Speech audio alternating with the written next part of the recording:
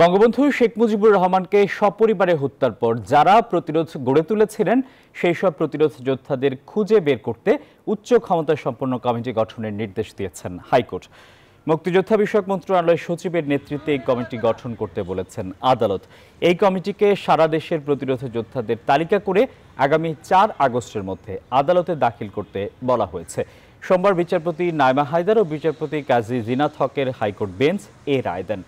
প্রতিরোধ যোদ্ধা দাবিকারী ৫ জনের দায়ের করা রিটে শুনানি নিয়ে হাইকোর্ট এ আদেশ দেন। হাইকোর্ট ডিভিশনে একটা প্রতিবেদন দাখিল করবে, প্রতিরোধ যোদ্ধাদেরকে আইডেন্টিফাই করে এবং যারা এই সময়ে আহত হয়েছে, নিহত হয়েছে, যাদেরকে জেলে পোড়া হয়েছে তাদেরকে আইডেন্টিফাই করে তাদের একটা তালিকা বিজ্ঞ আদালতে দিবে। আমরা রিট করেছিলাম ৫ জন প্রতিরোধ যোদ্ধার পক্ষে।